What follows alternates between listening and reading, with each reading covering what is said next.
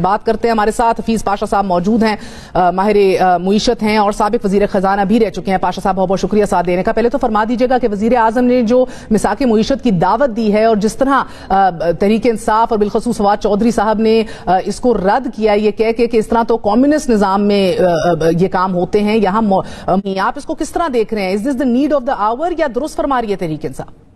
بسم اللہ الرحمن الرحیم۔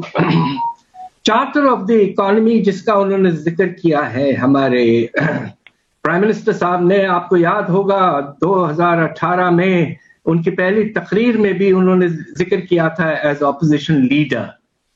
دراصل بات یہ ہے کہ اگر میں اس سے پہلے ایک آپ کو اگزامپل دے دوں کہ کس طرح سے ایک چیز بنتی ہے، اور وہ ہے ہمارا نیشنل ایکشن پلان جو تھا ٹیررزم کے خلاف۔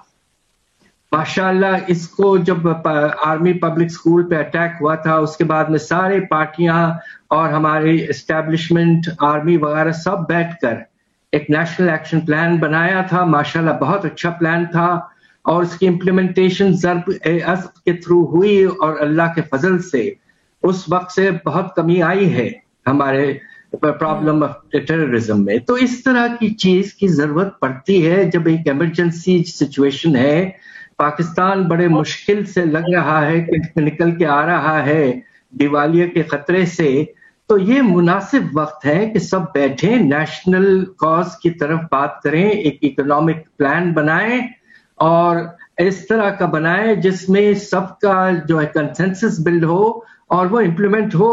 انشاءاللہ اس سے بہت فرق پڑ سکتا ہے۔ سر قطع کلامی ماں، مجھے ٹھیک ہے، یہ باتیں آپ کی یعنی کہ کمی نہیں ہے ہمارے پاس اور ایشوز جن کو ریزالو کرنے کی ضرورت ہے، یا ایک پوائنٹ پہ سب آ سکتے ہیں کہ منفی پولیٹیسائزیشن نہ ہو، لیکن سر روپے کی قدر میں بہتری آ رہی ہے، اسٹاک مارکیٹ میں بہتری دیکھنے کو مل رہی ہے، IMF کی ٹرانچ یقینی ہو گئی ہے، دوست ممالک جو ہیں وہ گارنٹیز دے چکے ہیں۔ کیا واقعی ہمارے مسائل جو ہیں وہ حل ہوتے دکھائی دے رہے ہیں؟ یہ حکومت پٹری پہ چڑھ چکی ہے؟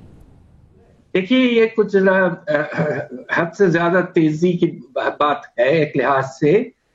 دیکھیے اس وقت ہمارے ریزروز کے جو لیول ہے وہ حد سے زیادہ گر چکا ہے، صرف 7.8 ارب ڈالر۔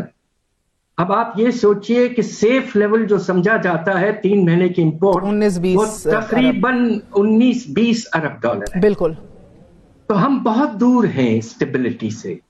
اللہ کے فضل سے کچھ بہتری آئی ہے، IMF سے بات چیت تقریباً مکمل ہوئی ہے، مگر ہمیں بہت دور کا فاصلہ اور آگے جانا ہے اور سوچ سمجھ کے چلنا ہے کہ یہ جو وقتی طور پر روپے میں حد سے زیادہ کمی آ رہی ہے، کہیں اس کے نتیجے میں پھر سے درآمدات میں تیزی سے اضافہ ہو، لوگ سوچیں کہ بھائی دیکھو گر گیا روپیہ، جلدی جلدی امپورٹ کر لو، تو اسپیکولیشن کہیں اس میں شروع نہ ہو جائے دوسری طرح کی۔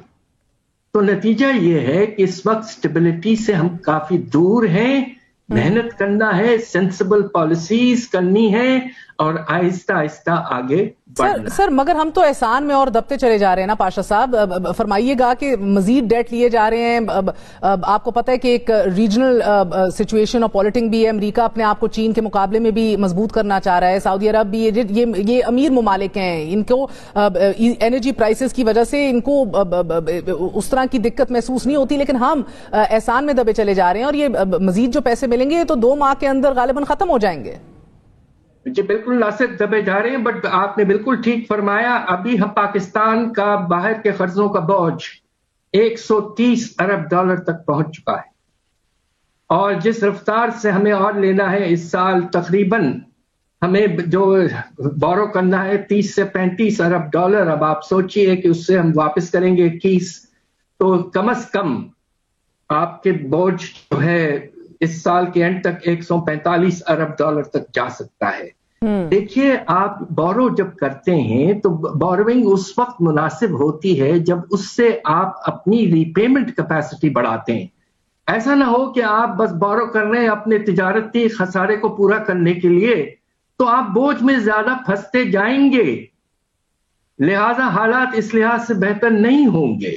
ہمیں سوچ سمجھ کے چلنا ہے، ہمیں اپنے درآمدات میں نان اسینشل کمی کرنی ہے آئٹمز کی، دوسری طرف ایکسپورٹ لیڈ گروتھ کی طرف جانا ہے، ایکسپورٹس کو اچھے مراحل دیں، اچھے انسینٹیوز دیں، ہمارے ایکسپورٹس کو ڈائیورسیفائی کریں۔ یہ وقت آ گیا ہے، आगे बढ़ने का। पाशा साहब, ये फरमा दीजिएगा कि अभी आप जानते हैं कि अवाम को मोबिलाइज किया जा रहा है फ्रेश इलेक्शंस के लिए। At this point in time ये जो फैसले आप कह रहे हैं करने के, क्या एक फ्रेश मैंडेट आपकी नजर में मुआशी लेंस से देखते हुए एक फ्रेश मैंडेट मिलना चाहिए किसी एक जमात को, या अब आपको लगता है कि अभी जिधर हम खड़े हैं इधर इस हुकूमत को ही कंटिन्यू करना हमारे लिए इकोनॉमिकली बेहतर है?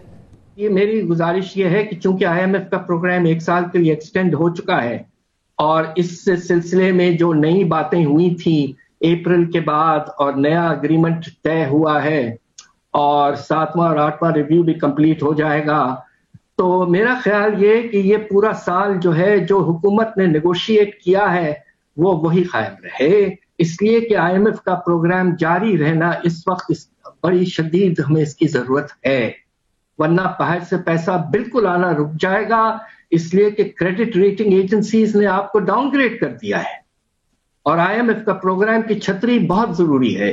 तो जो इस वक्त की हुकूमत ने नेगोशिएट किया उन्हें मौका मिले कि वो सलीके से प्रोग्राम को जून अगले साल तक ले जाएं और उसके बाद यकीनन मुनासिब वक्त पर इलेक्शन जरूर। बहुत बहुत शुक्रिया हफीज पाशा साहब हमारे साथ मौजूद थे। That's it for tonight.